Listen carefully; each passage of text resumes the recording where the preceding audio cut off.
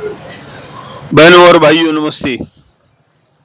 दोस्तों, इस समय हम देश की सबसे बड़ी गौन मंडी में खड़े हैं, उल्लासनगर 5 गौन बाजार।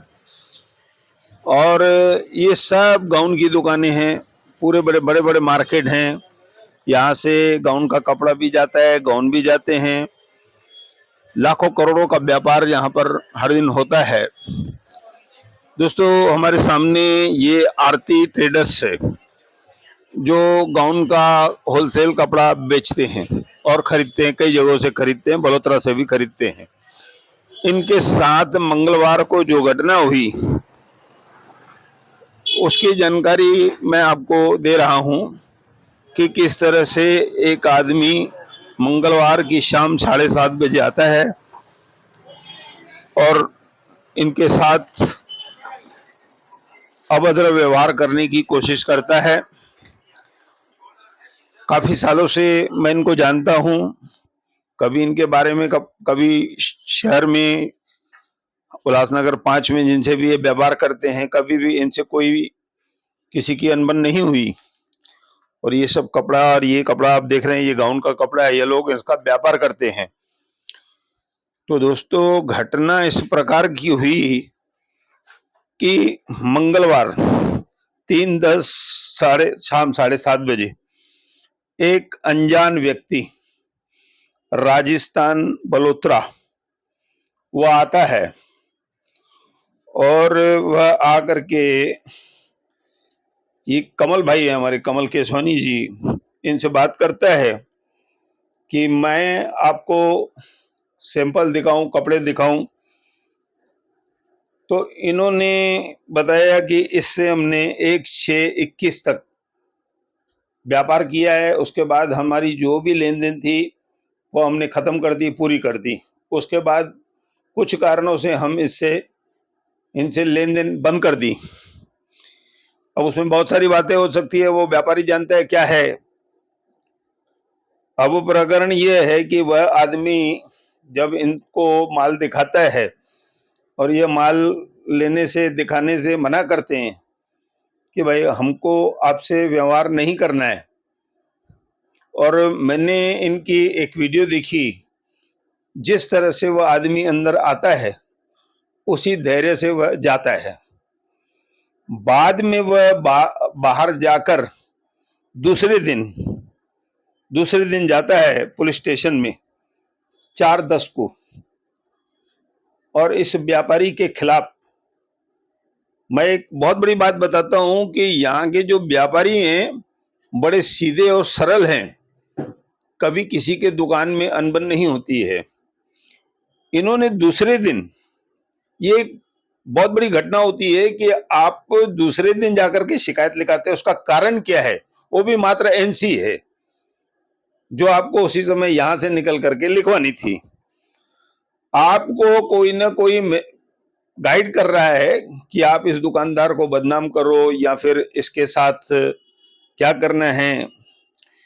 अब ये पुलिस स्टेशन में जाके बताता है कि 60 लाख रुपए मेरे इनके पास हैं, ऐसा वह बता रहा है। फिर इन्होंने कहा कि हमारी तो कोई इनसे लेन देन नहीं है, अगर वो बिल दिखा दे तो हम अभी लेन देन कर लेंगे, जो भी है। तो उसके पास कुछ है नहीं।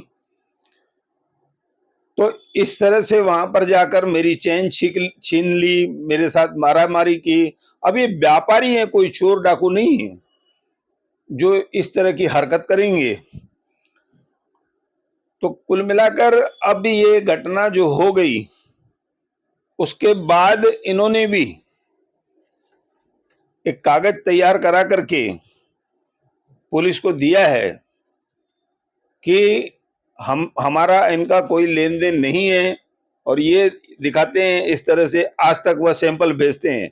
जब आपका हमारा कारोबार बंद है, अगर आप कहते हो कि पैसे हैं, तो आप ये सैंपल क्यों भेजते हैं कि हमसे माल ले लो। तो इस तरह से ये घटना हुई। अब यहाँ पर बहुत सारी पंचायतें हुई, इनको बहुत सारे व्यापारियों ने मदद भी की। किस तरह से बात को आगे न बढ़ने दिया जाए, पुलिस स्टेशन में व्यापारी पंचायतें गई और पंचायत का इनको पूरा सहयोग है, यहाँ की जो भी पंचायतें हैं जो इनके मित्र हैं। तो कुल मिलाकर मैं एक छोटी सी बात कमल केसवानी से कहना चाहूंगा कि आप सिर्फ 1-2 मिनट में ये बताइए कि ये जो, हाँ, इसमें इन्होंने एक चीज ये भी बताई कि बलोत्रा में आज भी इनके साथ दूसरे लोगों से काम चालू है, ये यहाँ से भी लेते हैं, इसमें कपड़ा वो माल पड़ा हुआ है। मैं ये पूछना चाहूंगा कि इस व्यक्ति के साथ आपने ये भी कहा कि जिससे हम पहले माल लेते थे वह नहीं आया और किसी अन्य को उन्होंने भेजा था, और आपने ये भी बताया है कि खुद यह लोग बलोत्रा से गायब हैं और यहाँ वहां भटक रहे हैं क्योंकि छिपते फिर रहे हैं, और क्योंकि इनका जो बलोत्रा से बहुत सारे लोगों का व्यवहार बाकी है और वह सब न देने के चक्कर में यहाँ की धर्मशालाओं में रह रहे हैं। मैं यहाँ की धर्मशालाओं से भी निवेदन करता हूँ कि भाई इन लोगों को अगर आपकी धर्मशाला में आते हैं तो ऐसे लोगों को न रहने दें किसी दिन, क्योंकि कोई घटना हो सकती है। तो कमल भाई सिर्फ हमको 2 मिनट में ये बताइए कि यह प्रकरण पूरा क्या है। यह प्रकरण ऐसा है कि मंगलवार को कोई अननोन पर्सन हमारे शॉप पे आता है और पहले तो वो अच्छी बातें करता है, सैंपल दिखाता है, फिर कहता है मुझे इसने भेजा है, ये मेरे सेठ हैं राजू करके। तो हमने बोला भाई आप सैंपल अपने वापस बैग में डाल दो और हमसे आपसे कोई व्यवहार नहीं करना है और कृपया आप हमारी दुकान से चले जाएं। तो वो बोल नहीं रहा था, वो काफ़ी इंसिस्ट कर रहा था हमसे, मान लो, हमसे काम चालू करो, आप बालोतरा से काफ़ी व्यवहार कर रहे हो, अच्छा व्यवहार कर रहे हो, आपका नाम बालोतरा में बहुत अच्छा है, तो आप हमसे भी व्यवहार करो। तो हमने कहा भाई आपके जो बॉस हैं उनका नेचर हमें पसंद नहीं है, वो बात बात में झगड़ा करते हैं और दिन में 100-100 फ़ोन करते हैं हमको, और उनका रेट भी काफ़ी ज़्यादा है दूसरों से और क्वालिटी भी बहुत ही निचले स्तर की है, अच्छी नहीं है क्वालिटी, जिस हिसाब से उनका रेट है। तो हमने बोला हमसे व्यवहार नहीं करना है, हमारा जहाँ से व्यवहार हो रहा है आज भी कम से कम 50 पार्टी हैं हमारी बालोतरा में, तो उनसे बहुत ही अच्छा चल रहा है और कहीं कोई मतभेद नहीं है और हमारा पूरी पेमेंट कैश में होती है, हम उधारी लेते ही नहीं हैं। तो आया था 3 तारीख को मंगलवार को 7:30 बजे, उसके बाद 4 तारीख को वो एनसी लिखाने जाता है शाम को कि मेरे साथ गाली गलौज की है, मारपीट की है, मेरी चेन तोड़ दी है, गुम हो गई है, कान की बाली गुम हो गई है। तो मैं उनसे यही पूछना चाहता हूँ कि आपको चेन, आपकी बाली टूटी तो आपको क्या वो 24 घंटे बाद पता चली, या आपको किसी ने बोला कि आप ऐसे-ऐसे जाके एनसी लिखाइए, झूठ अपनी मनगढ़ंत कहानी सुनाइए पुलिस को ताकि वो झूठी एनसी आप पे विश्वास करके भर सकें। जब इंसान की चेन गुम होती है, कुछ चीज़ गुम होती है गले में पहनी हुई, तो उसे वो तभी पता चलता है। और आप बाज़ार से पूछ सकते हो, अगर ऐसी कोई घटना हुई होगी तो आस-पास अड़ोस-पड़ोस वाले आ जाते हैं। और उसके बाद यहाँ से शॉप से निकल के वो हमारे पास वाले शॉप में जाके बैठा था करीबन रात को 9:30-10 तक। तो तभी उन्होंने कुछ नहीं कहा कि ऐसे हुआ, वैसे हुआ। दूसरे दिन कोई उनको गाइड करता है कि आप ऐसे-ऐसे झूठी-झूठी कहानी पुलिस में चल के सुनाओ। तो अभी उनके साथ वो कौन मिले हुए हैं मुझे पता नहीं, बस पुलिस जाँच कर रही है। मैं पुलिस से यही रिक्वेस्ट करूँगा कि आप मामले की अच्छे से जाँच करें और जो सच है उनका साथ दें और जो झूठा है उसके ऊपर अच्छी कार्रवाई करें। और अंत में मुझे महापंचायत से काफ़ी सपोर्ट मिला है, उन्होंने काफ़ी सपोर्ट किया है, मेरे साथ चले थे सब जगह, मैं उनका धन्यवाद करता हूँ। दोस्तों, ये बात कमल केसवानी ने सही कही। एक तो अगर चेन झपटी जाती, मारामारी होती, तो यहाँ पर कुछ हल्ला होता, अड़ोस पड़ोस में हल्ला होता, उसके बाद वो आदमी वहां जाकर के बैठता है और तब तक उसको ये सुध नहीं रहती है कि मेरे साथ कुछ हुआ है। और इनका जैसे कि कहना है कि ये व्यापारी खुद नहीं आया था, किसी आदमी को भेजा था, तो कम से कम यहाँ के 4 लोगों को ऐसा पता चलता कि इस दुकान में ऐसा हुआ है।